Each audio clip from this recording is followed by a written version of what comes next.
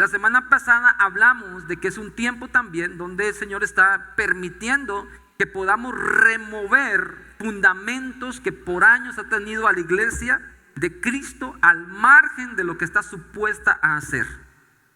Cuando digo esto es en el término de que ya usted está entendido hoy, ya hablamos un poquito de eclesia, pero la eclesia, la comunidad de fe como tal, no ha sido o no ha desarrollado lo que tiene o lo que está supuesta a hacer.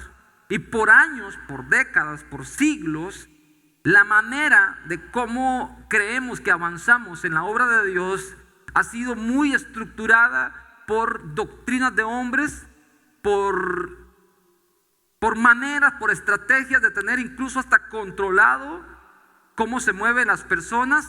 Las denominaciones han hecho estragos en este asunto y creo con todo corazón, y lo digo con mucha humildad y con mucho temor, de que el Señor en este momento, en este tiempo, también está haciendo una reforma y está permitiendo que esa reforma llegue al corazón de lo más profundo de la iglesia, de cada uno de nosotros. Pero esa reforma también tiene que empezar por los líderes de las casas de fe, en este caso mi persona. Hay muchas comunidades de fe a las cuales que el Señor también está interesado de que se hagan reformas, pero las estructuras internas de esas iglesias, cuando digo iglesia en este término es de esas comunidades de fe, no permiten hacer ese tipo de movimientos.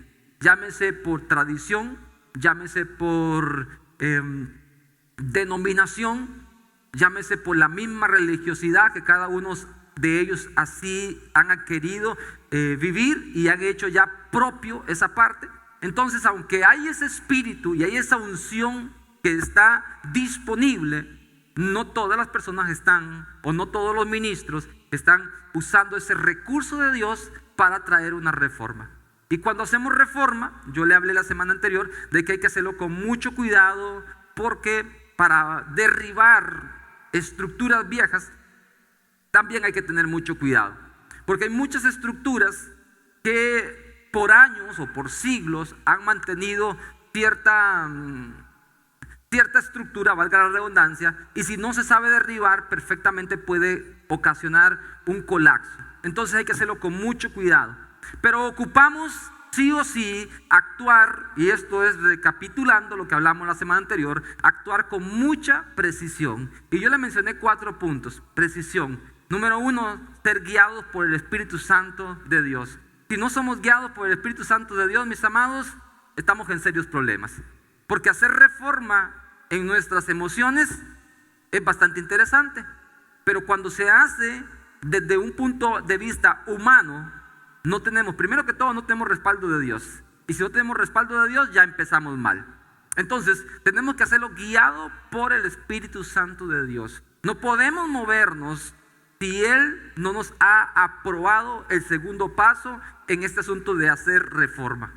Y yo sé que usted como iglesia está entendiendo esto que quiero decirle. Usted ha venido viendo estos últimos 4 o 5 años las reformas que han habido en cuanto a la estructura, en cuanto a la manera de avanzar como comunidad de fe. Número 2, seguir avanzando con precisión, avanzando según lo que Dios nos está revelando. Y yo le hablé acerca de esto, de que no es que porque en otro lugar está revelando el Señor tal cosa, entonces yo voy a ir a copiar ese modelo y lo voy a traer. Eso se ha hecho por muchos años en las iglesias, copiando modelos. Vamos a congresos o íbamos a congresos y la gente se mueve y trae lo que está funcionando en Colombia, en Guatemala y no sé dónde, y lo implantamos acá porque es modelo, y hasta surgió el concepto de iglecrecimiento. Y wow, uno dice, bueno, sí, esa es la manera como la iglesia va a crecer, y hacíamos un montón de cosas y todavía sigue pasando eso. Entonces tenemos que avanzar conforme a lo que Dios nos está revelando a nosotros. Quiero que comprenda esto: cada uno de las comunidades de fe somos organismos vivos, somos iglesia de Dios, y hemos sido puestos en diferentes lugares con asignaciones en particular. Y al ser organismos vivos, no podemos usar la misma medicina o la misma estrategia que usan otros. Aunque es la misma palabra, en cierta manera se tiene que adaptar a lo que nosotros somos acá como gente de Río Frío, de Sarapiquí. ¿Que amamos a Dios? Sí, por supuesto, pero tenemos que entender eso con mucho cuidado. Número 3, los hijos de la casa tienen que tener un espíritu sensible a la voz de Dios. Y esto es fundamental. O sea, podemos ser guiados por el Espíritu Santo como pastor para enseñar, amén. Podemos avanzar según lo que Dios está revelando, sí, amén. Ahora viene el tercer punto, donde usted como parte de la comunidad de fe tiene que tener también ese oído y ese espíritu sensible a lo que Dios está diciendo. Porque usted dice, no, a mí no me parece, entonces ya comenzamos a no estar de acuerdo. Usted tiene que estar sensible también a lo que Dios nos está hablando en este tiempo. Y número 4 también es parte de la estructura de lo que estamos avanzando, es de que sí o sí tenemos que estudiar las escrituras. Sí o sí. O sea, no podemos avanzar a hacer reforma en la estructura de la iglesia, del concepto, si no estudiamos la escritura, si no estudiamos la Biblia. Y si hablamos algo que no está fundamentado en la palabra del Señor, estamos en serios problemas. Así que tenemos que ir a la palabra, tenemos que leerla, tenemos que estudiarla, tenemos que digerirla, tenemos que meditarla, hacerla ella parte de nuestra vida para poder avanzar en estos conceptos. Entonces, mis amados, yo quiero que usted vaya a la palabra del Señor, a la Biblia, a las Sagradas Escrituras, al Evangelio de Mateo capítulo 16, que es el versículo que estamos usando como estructura para comprender estos conceptos. Y hoy yo sé que el Señor nos va a hablar muchísimo con respecto a esto. Recuerde que veníamos sobre la línea de en Cristo y empezamos con el tema de eclesia para comprender, porque si no se comprende el tema de quiénes somos en Cristo Jesús, mucho menos vamos a comprender el tema de eclesia. Acompáñeme y lea conmigo Mateo capítulo 16, versículo 16. Ya este versículo lo hemos leído varias veces, así que usted tiene conocimiento del mismo.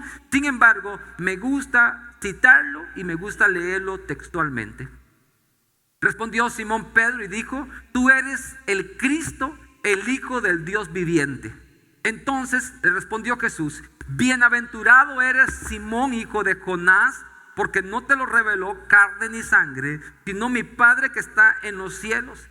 Y yo también te digo, tú eres Pedro, y sobre esta roca edificaré mi iglesia, y las puertas del Hades no prevalecerán contra ella. Y a ti te daré las llaves del reino de los cielos, y todo lo que atares en la tierra será atado en los cielos, y todo lo que desates en la tierra será desatado en los cielos. Bueno, nosotros venimos en una secuencia de estudios bíblicos los domingos, y es algo que considero ha sido bien estructurado por la guianza del Espíritu Santo.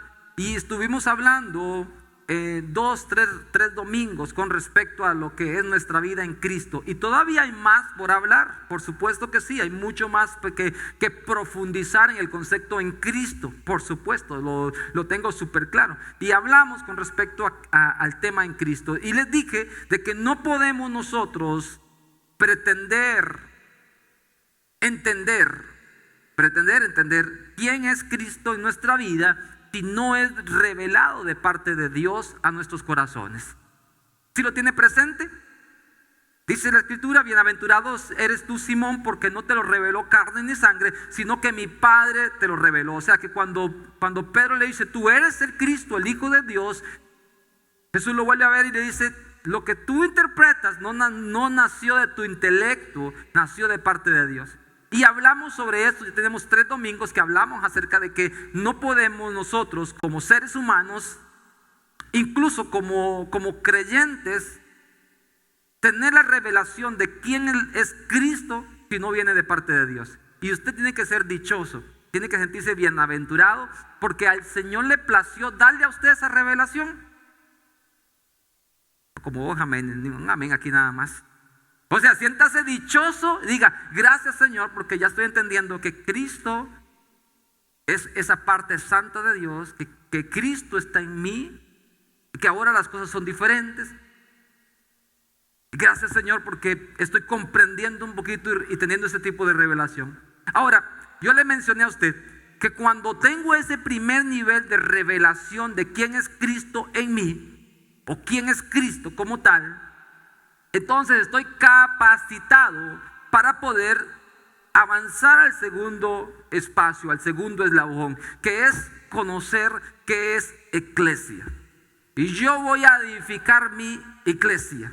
Y el domingo pasado estuvimos hablando acerca de eso. ¿Se recuerdan?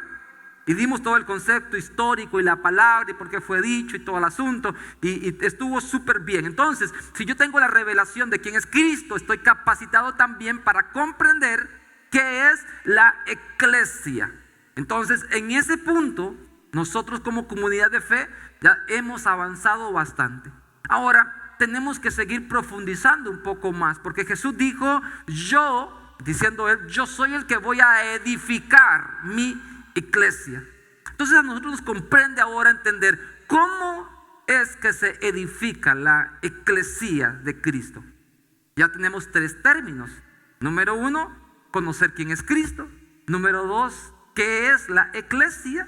Número 3, cómo se edifica la eclesia. Número 4, y aquí eso lo vamos a ver más adelante. Número 4, entender que cuando tenemos el conocimiento de quién es Cristo, cuando entendemos el conocimiento que es la eclesia, cuando sabemos cómo es que se edifica la eclesia, puedo entender entonces la mutación que hay en nuestro entendimiento, tal cual Jesús se lo hizo a Pedro. Tú eres Simón, pero ya estás en la capacidad de ser llamado Pedro. Eso significa un ascenso, y hay un término interesante con lo que significa cada una de las palabras y por qué Jesús solía cambiar de una palabra a otra palabra. No siempre estamos calificados para que nos pasen tan brutalmente de una estación a otra estación, pero cuando ya comprendemos esos 3, 4 términos, estamos calificados para que Jesús nos cambie totalmente a nosotros. Número 5, vamos a comprender nosotros un asunto que a mí me parece fascinante. ¿Sabe que la Biblia habla acerca de las llaves? Dice, a ti te voy a dar las llaves del reino de los cielos. Y también dice que las puertas del Hades no van a prevalecer contra la iglesia. Entonces, número 5, tenemos que ahondar nosotros en un concepto de entender cuáles son esas llaves. ¿Sí? ¿Cuáles son esas llaves?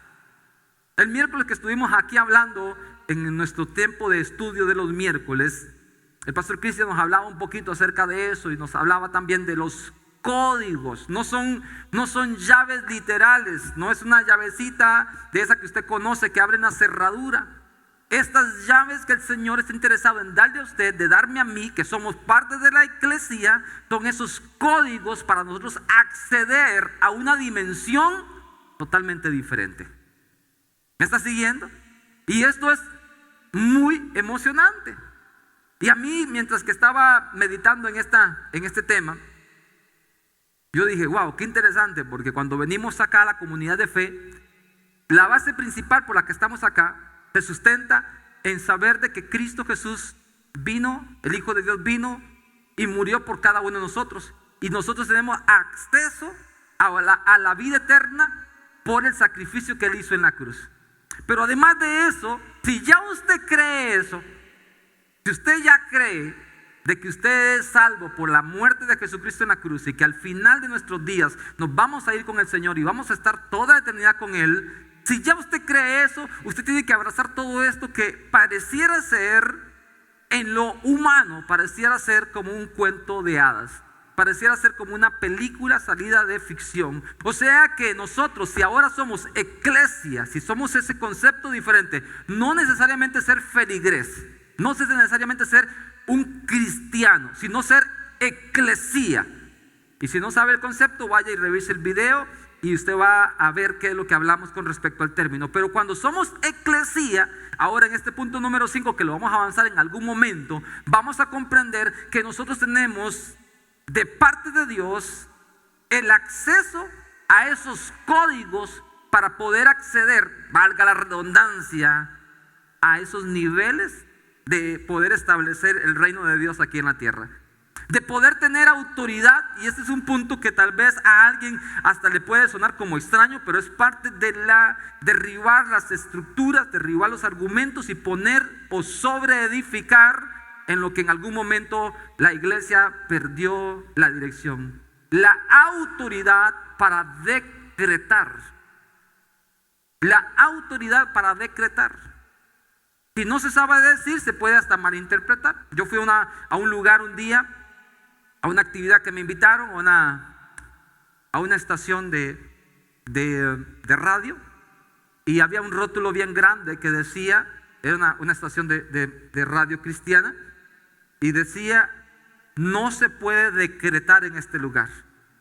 Y yo digo, bueno, interesante, ¿verdad? Así bien grande, o sea, dentro de las normas que habían varias cositas, pero la más grande es: usted no puede decretar.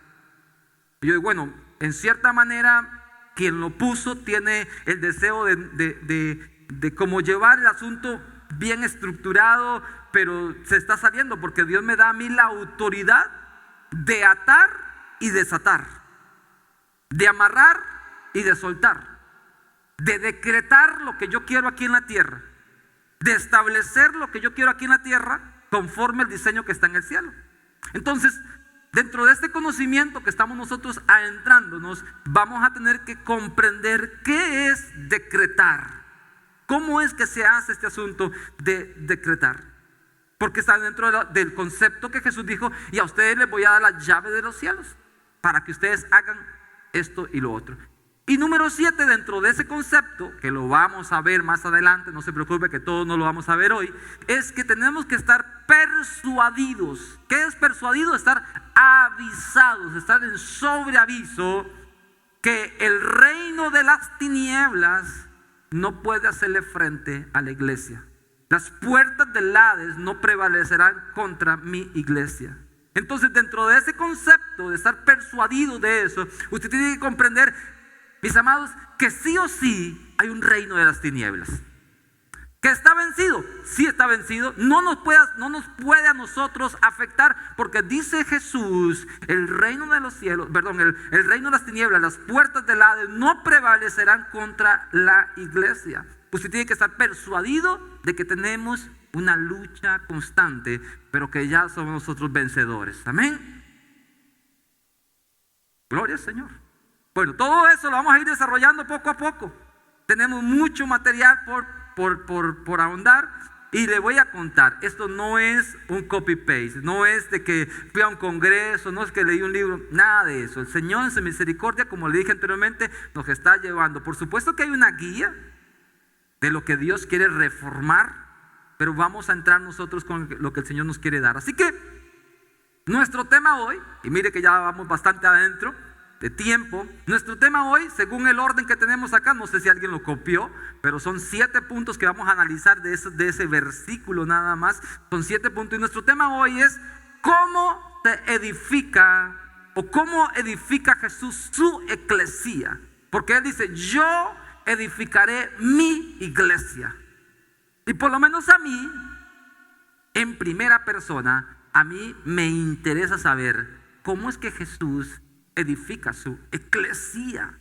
Entendiendo, para el que no está en el contexto, ¿qué es eclesía? Es el gobierno de Dios aquí en la tierra. Cada uno de nosotros que hemos sido extraídos del mundo, recuerde, capacitados y enviados nuevamente para que los representemos a Él. Ahora, ¿cómo nos capacita el Señor? Porque el Señor dice en su palabra, no lo estoy inventando yo, es Jesús quien dice: yo voy a edificar mi eclesia.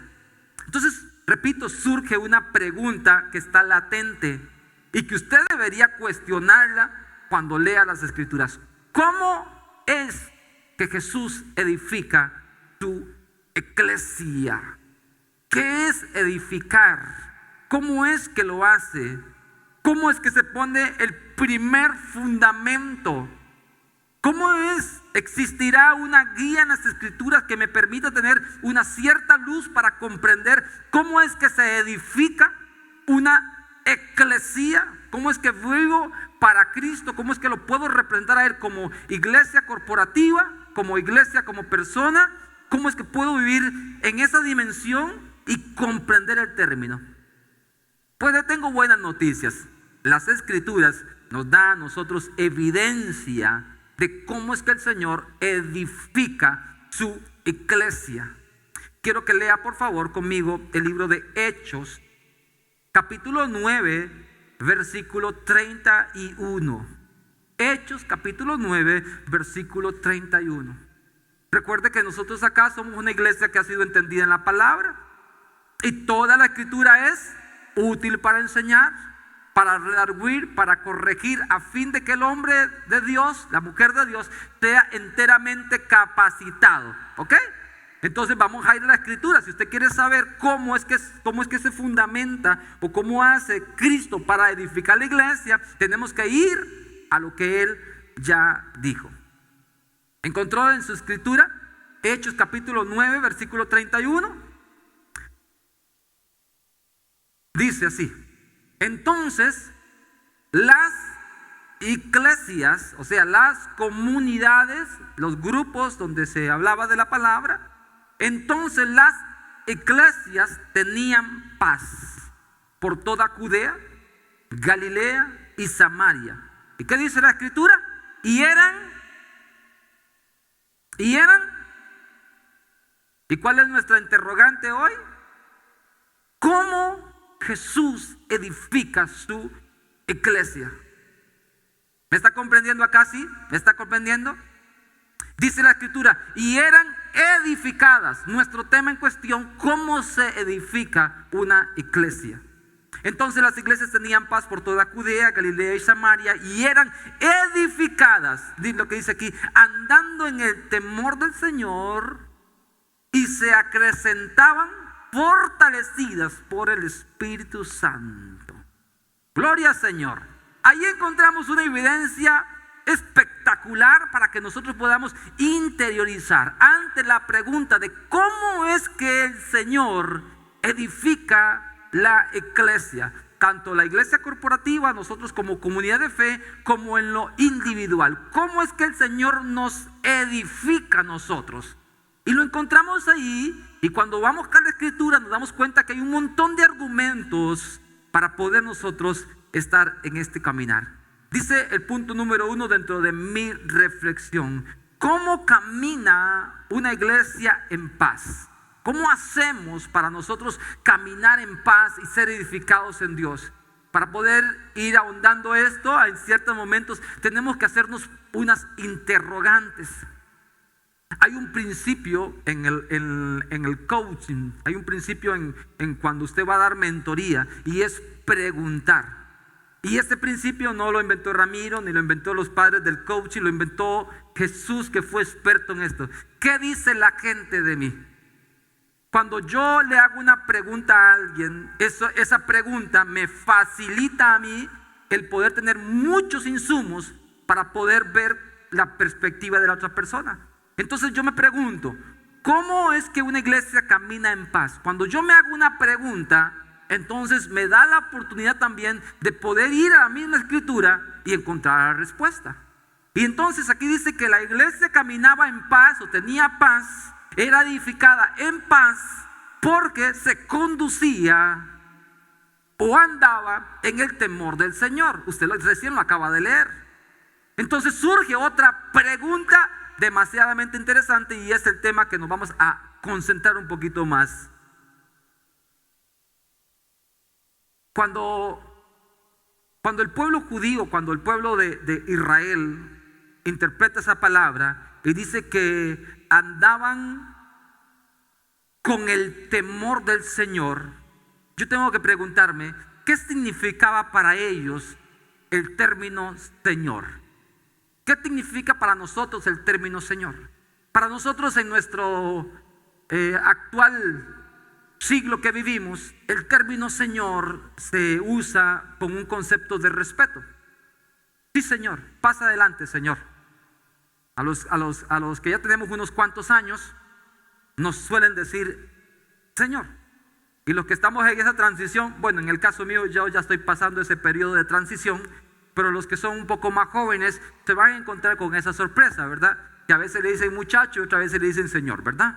Y uno no sabe, ¿verdad? ¿Cómo? Y las damas también pasan esa transición, ¿verdad? ¿Ha escuchado? ¿Ha visto ese video, verdad? Donde primero es la negación, después la frustración y todo el asunto. Señora, es con usted, le dice el video, ¿verdad? Igual en los caballeros nos pasa. Entonces nos dicen por respeto, Señor. Y cuando nos dicen joven, nos alegramos muchísimo, ¿verdad? Pero el término Señor, para nosotros, en nuestro contexto de español y aquí en Latinoamérica, es un término que tiene que ver con respeto nada más. Honrar los años de esa persona. Pero en la manera, y recuerde que la semana anterior ahondamos en la palabra eclesía, que era una palabra que ellos conocían muy bien en el significado griego de lo que era como tal la palabra y de lo que ellos sabían que implicaba. Y el término Señor acá también obedece a que nosotros lo comprendamos un poquito más. Y yo quise en esta mañana, mientras que oraba al Señor, yo le dije: Señor, ¿crees que esto sea prudente que lo hable? Y yo creo que recibí la aprobación de parte de Dios porque lo tengo escrito acá. Y es que comprendamos diferentes conceptos. A ver, en el Antiguo Testamento y en el Nuevo Testamento hay muchas maneras de cómo las personas mencionan el nombre de Dios. Aquí yo traje más de 70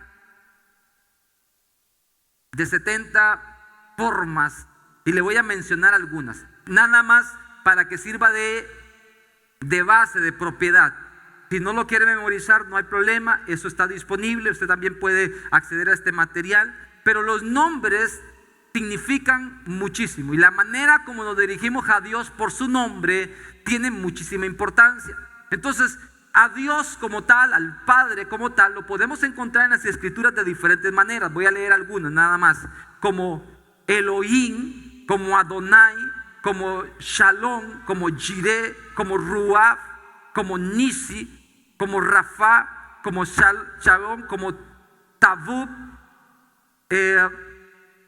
por mencionar algunos. Tengo aquí más de 70 nombres, como el Abba Padre, y todos esos nombres tienen un significado. Voy a mencionarle los más conocidos. Cuando hablamos de Jehová Elohim, hablamos del poderoso creador. Cuando hablamos de Jehová Adonai, hablamos del Dios que gobierna. Cuando hablamos de el Jehová Shalom, hablamos de que el Señor es nuestra paz. Cuando hablamos de Jehová, de Yahweh, o como usted quiera mencionarlo en nuestro español, Jehová Jireh, que Él es nuestro proveedor. Y cuando hablamos, por ejemplo, de Jehová Nisi, hablamos de que Él es nuestra bandera. Entonces hay diferentes maneras de cómo yo digo ese es Dios. Recuerden, no se salga de que estamos hablando que dice que vivían bajo el temor del Señor, ¿ok? No pierda de vista esa parte. Porque dice que la manera como la iglesia era edificada era porque andaba en el temor del Señor. Entonces le estoy haciendo referencia de que la manera como se conoce a Dios es de muchas maneras. Y le dije cómo se conoce en el Antiguo Testamento a Dios. Ahora, después de Jesús, a Jesús se le conoce de muchísimas maneras. Hay muchos nombres, hay muchos títulos para referirnos a Jesús. Y cada uno de esos títulos tiene una implicación.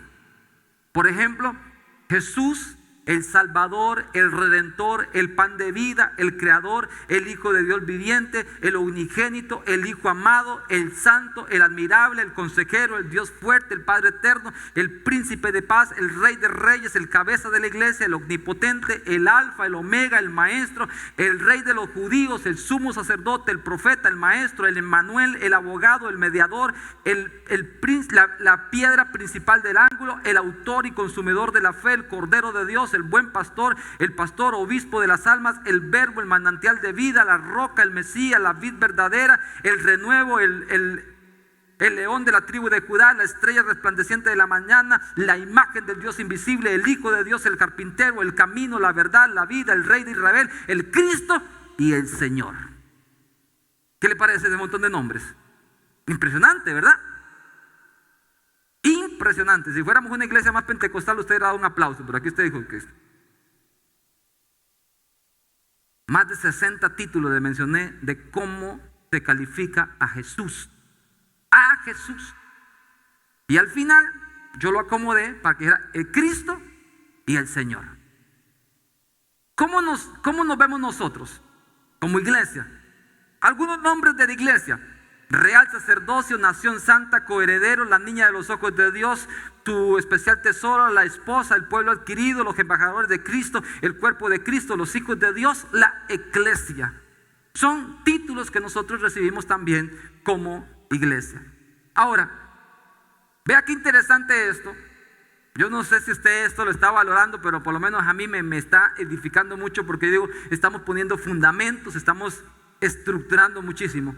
¿Qué dice el Señor en su palabra? Nuestro tema en cuestión es ¿cómo edifica Jesús su iglesia? Bueno, encontramos que el versículo bíblico dice que era edificado cuando andaban en el temor del Señor. Le di un montón de argumentos para llevarlo al último punto, nada más de Señor. ¿Qué es Señor? ¿Cómo era el asunto? ¿Por qué ellos interpretaban bien el tema de ser Señor? ¿Cómo es el asunto? Mire, permítame para explicarle aquí con mucho cuidado, La iglesia, nosotros como feligreses, nosotros como pueblo de Dios, nosotros como hijos de Dios, muchas veces tenemos conceptos diferentes de Jesús. Y dependiendo el concepto que tenemos de Jesús, es la manera como lo vamos a honrar y como lo vamos a respetar.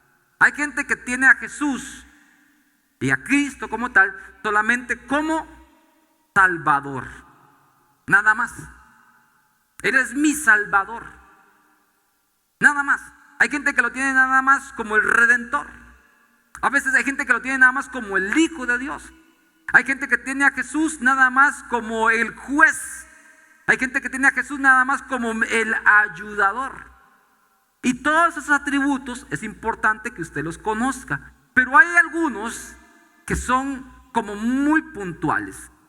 Y cuando yo leo la Biblia y nuestro tema en cuestión, repito, yo soy muy repetitivo a veces cuando quiero enseñar algo. Nuestro tema en cuestión en esta mañana es cómo Jesucristo edifica su iglesia.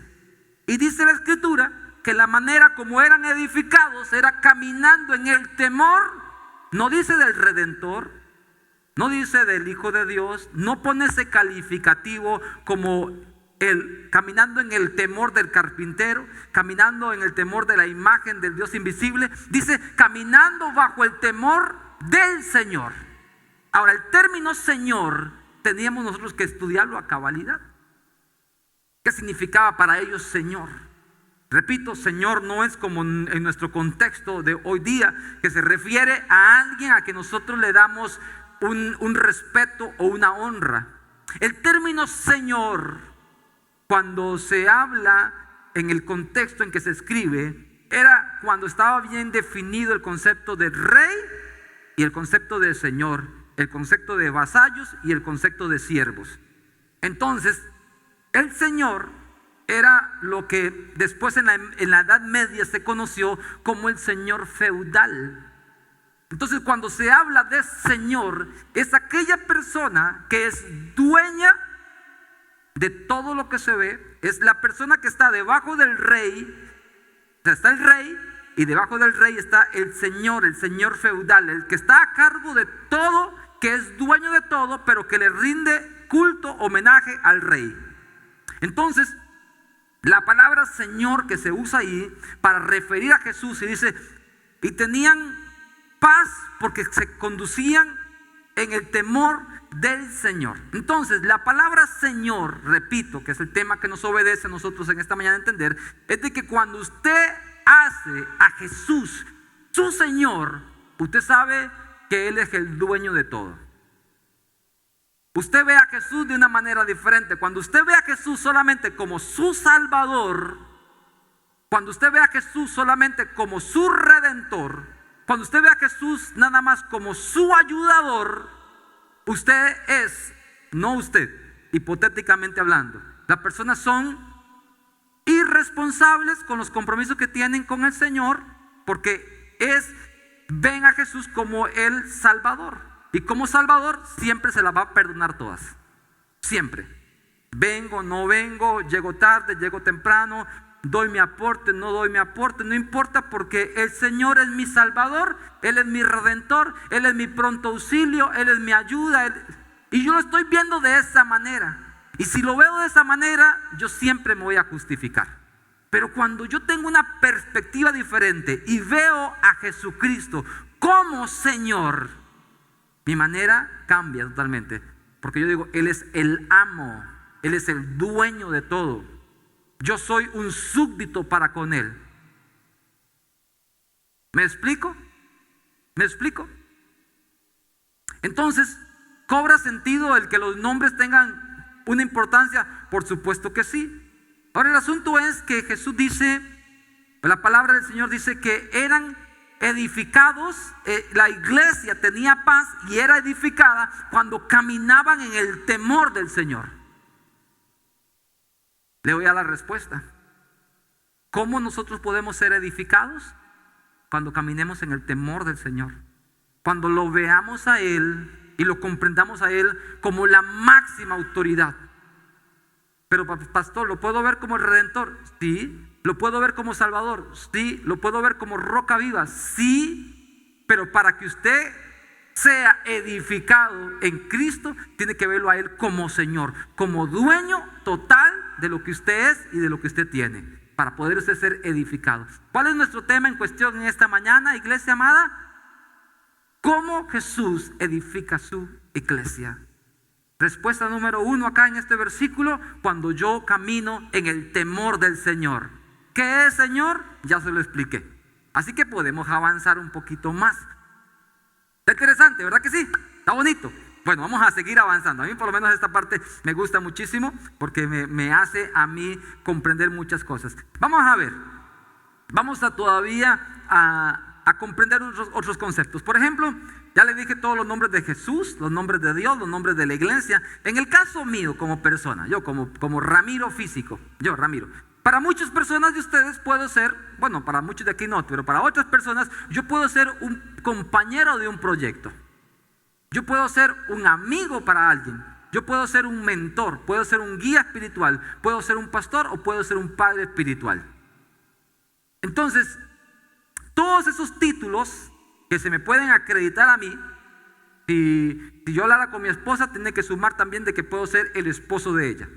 Pero cada uno de esos títulos va a tener una importancia dependiendo del grado en el cual yo esté avanzando. Entonces, una persona un día de esto me mandó un mensaje similar a este y me dice: para usted para mí es, y me dijo varios títulos de esos que están acá, y yo digo, qué interesante, porque eso es tener una connotación y hacer una muy buena división. Por ejemplo, también aquí está mi hermano Alexis, que es compañero de milicia de esta iglesia. Además de todos estos atributos, yo para él, además de ser un compañero de proyecto, un amigo, un mentor, un guía espiritual, un pastor, un padre espiritual, también soy su hermano de sangre. Comparto un lazo sanguíneo con él. Entonces, hay muchas maneras. Y entonces Jesús, vuelvo a repetir el tema anterior, Él dice: para que la iglesia sea edificada, no me vean de ninguna otra manera, véanme nada más como el Señor. Y si ustedes me ven como el Señor, ustedes van a poder ser edificados. Esto es muy, pero muy importante que nosotros lo tengamos muy, pero muy presente. Jesús como Señor, pues escribí aquí nada más unas cositas rápidas: es el dueño de todo, es el que siempre está presente, es el que yo le pertenezco y también es el que de quien yo recibo órdenes. Él es mi Señor. Punto. Entonces yo tengo que aprender a hacer una división, iglesia amada. Yo espero que usted me esté comprendiendo todo el contexto de lo que estoy hablando. Hoy estamos nada más en el punto 2 de yo voy a edificar mi iglesia. O sea, ¿cómo es que Jesús edifica la iglesia? La semana anterior abordamos qué era iglesia. Hoy es cómo es que el Señor edifica la iglesia. Y dice el versículo que teníamos en cuestión, 9:31 del libro de Hechos: entonces las iglesias tenían paz en toda Judea, Galilea y Samaria, y eran edificadas andando en el temor del Señor, y se acrecentaban fortalecidas por el Espíritu Santo. El punto número 2 acá para una edificación de la iglesia es que sí o sí tenemos que ser edificados por el Espíritu Santo. Tenemos que ser fortalecidos por el Espíritu Santo. Tenemos que crecer conforme a lo que el Espíritu Santo a nosotros nos dice. Cuando se habla de acrecentar, el verbo que se está conjugando ahí es de crecer. Nada más, crecer. O sea que para que la iglesia crezca, cuando hablamos de crecer, es en todas las áreas. Para que nosotros crezcamos como personas, tiene que el Espíritu Santo ayudarnos. Para que crezcamos en membresía, tiene que el Espíritu Santo ayudarnos. Dice la Escritura, Hechos capítulo 2, versículo 47. Mire, este versículo es uno de los versículos que a mí, por años, no ahora en esta temporada, por años, siempre me ha llamado muchísimo la atención. Porque dice que el Señor añadía cada día a la iglesia los que habían de ser salvos. Este es uno de los versículos, mis amados, que repito, lo he meditado muchísimo, he hablado mucho con el Señor. Porque yo digo, Señor, entonces, el asunto de crecimiento, el asunto de hacer células, el asunto de ir a evangelizar, el asunto de ir y hacer, ¿en dónde queda? Si tú dices que tú eres quien añade a la iglesia los que tienen que ser salvos. Y usted no sabe la paz que tengo en mi corazón cuando logro interiorizar esto, de que no es del que quiere, no es del que corre, sino de Dios que tiene misericordia. Usted siga orando por su esposo, siga orando por su esposa, siga orando por sus hijos, siga orando por su vecino, siga orando por su jefe, invítelo de cuando en cuando, pero le voy a decir algo, no se frustre si todavía él o ella no ha querido venir a la iglesia.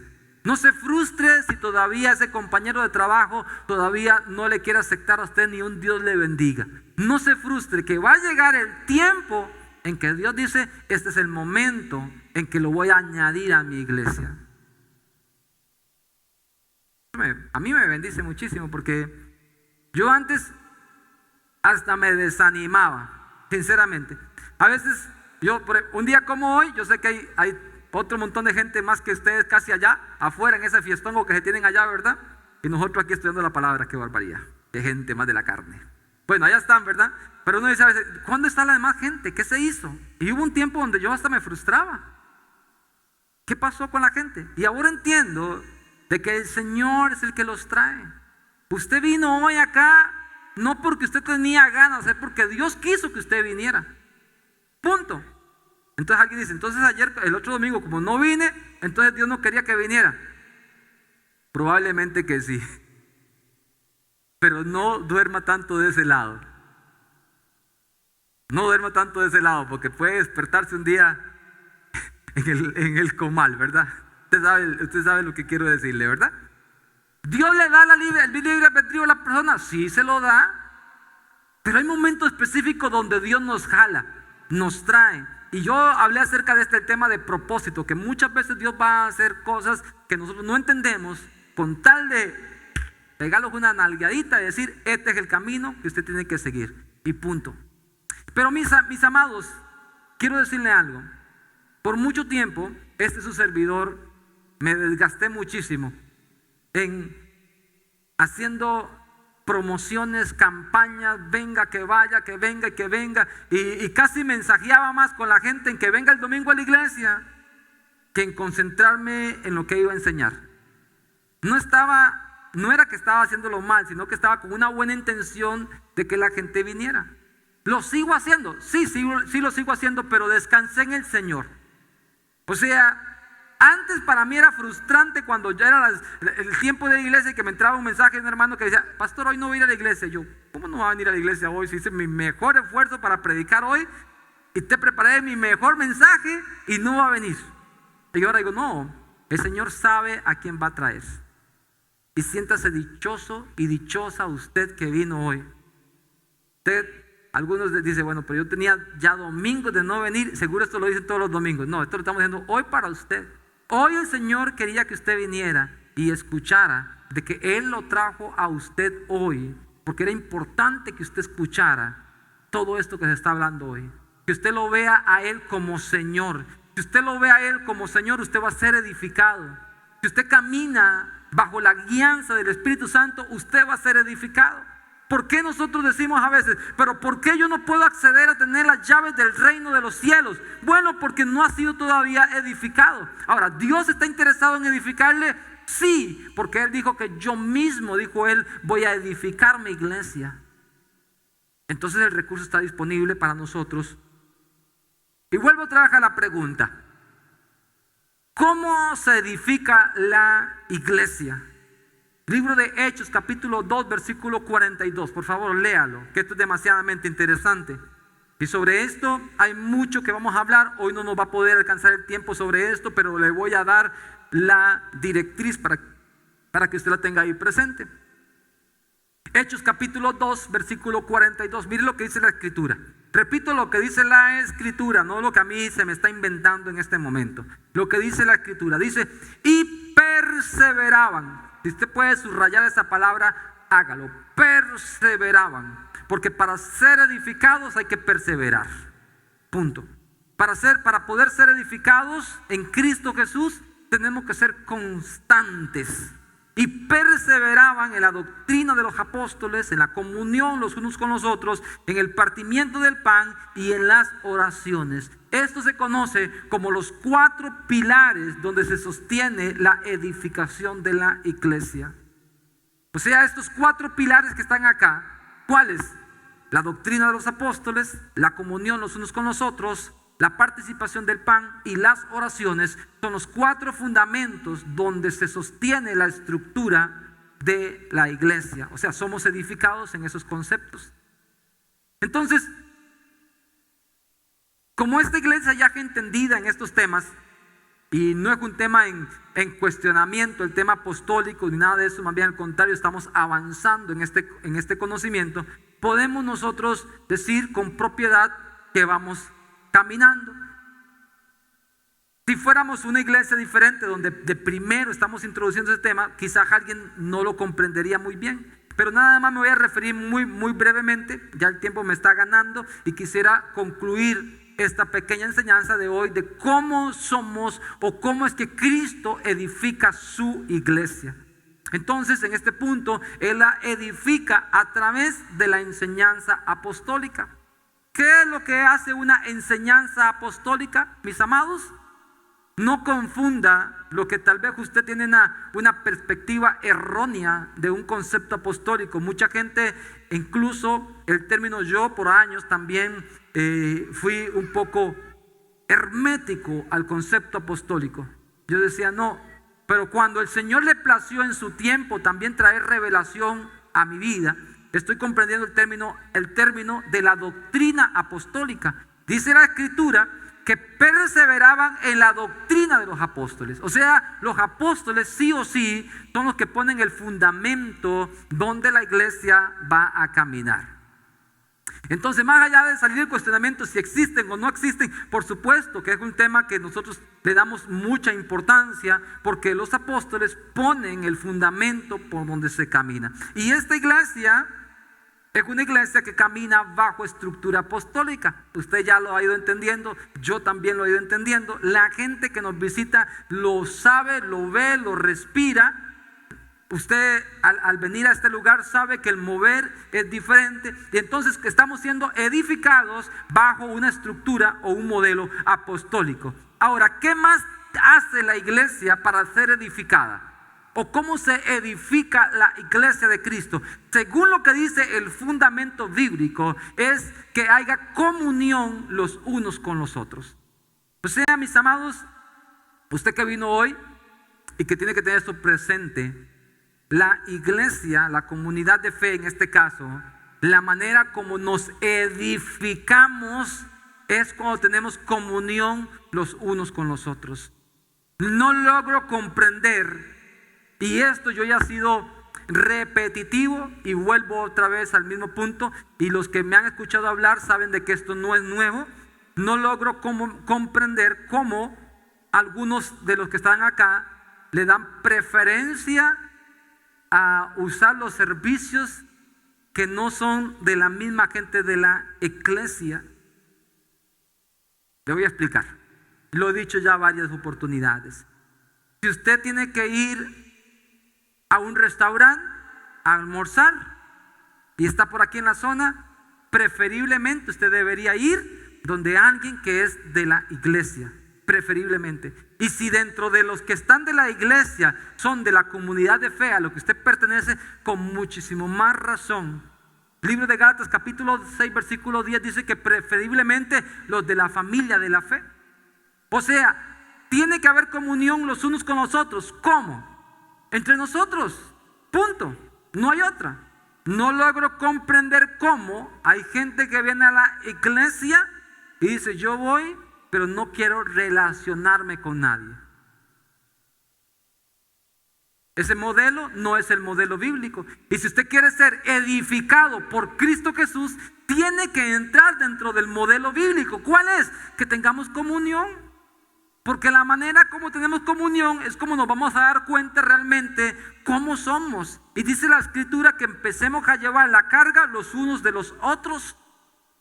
Y la mejor manera como nosotros limamos las asperezas es cuando nos rozamos entre nosotros mismos. La mejor manera. Si usted dice: no, pero es que yo voy a ese lugar, pero qué dicha porque voy el domingo y no vuelvo a ver a nadie más entre la semana. Ese no es el modelo que Jesús quiere edificar su iglesia. El modelo es que nos encontremos. ¿Por qué habilitamos lo del almuerzo acá? Para que tuviéramos más relación. La pandemia nos aisló, sí, bastante, pero ya no estamos en pandemia. Hoy por la tarde, le comento por aquello que usted quiera compartir. Si ya tiene otro compromiso, no hay problema.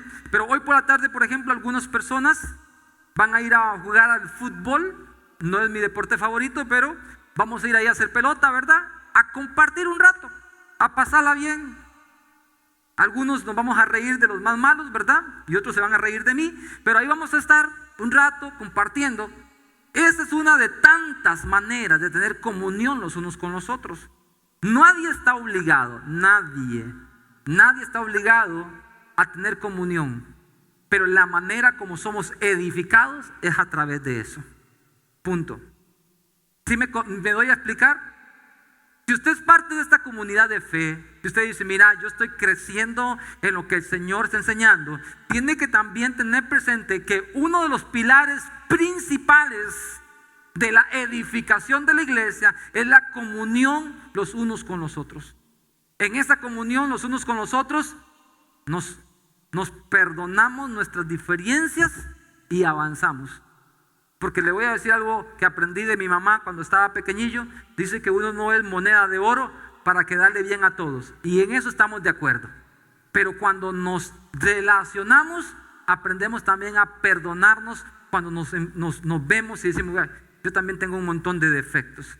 Entonces, punto número 1, permanecer en la doctrina apostólica. Número 2, la comunión los unos con los otros. Note que no estoy agregando más que lo que ahí mismo está escrito. Y perseveraban en la doctrina de los apóstoles, en la comunión los unos con los otros. Número 3, en el partimiento del pan. Esto literalmente lo que está hablando es la manera de cómo nos reunimos para poder recibir la impartición de la palabra. Nada más. Y por eso es de que es bueno que usted se congregue. Para los que dijeron anteriormente que bueno, entonces como yo no venía era porque Dios no me tenía. No, siempre hay que verlo todo de manera integral. El Señor dice que la manera como se edifica su iglesia, como se edifica usted personalmente y como nos edificamos como comunidad de fe, es a través del partimiento del pan. ¿Cuándo se da el partimiento del pan? Cuando nos sentamos a la mesa, como un día como hoy, a recibir la impartición de la palabra. Por lo tanto, el congregarse, mis amados, es muy importante. Muy importante. No es solamente un asunto religioso, no es solamente un asunto de socializar, es un asunto de que estoy siguiendo el modelo bíblico de decir: voy a ir porque hoy se va a repartir el pan espiritual y lo voy a recibir en la mesa con mis hermanos. Entonces es importante que usted también se congregue. Y número 4, dentro de este mismo punto, dice: y las oraciones. Cuando se habla aquí de oraciones, no es solamente que vengamos un día a orar 3 o 4 horas seguido. Cuando se hablaba del concepto de las oraciones, es cuando iban a la iglesia, cuando iban a la sinagoga, a los tiempos de oración y al tiempo también para recibir el estudio de la palabra como tal. Entonces, mis amados, yo quiero animarle en este entendido para que usted, número uno, siga con la doctrina que se está hablando acá. Número dos, que tenga comunión entre nosotros mismos.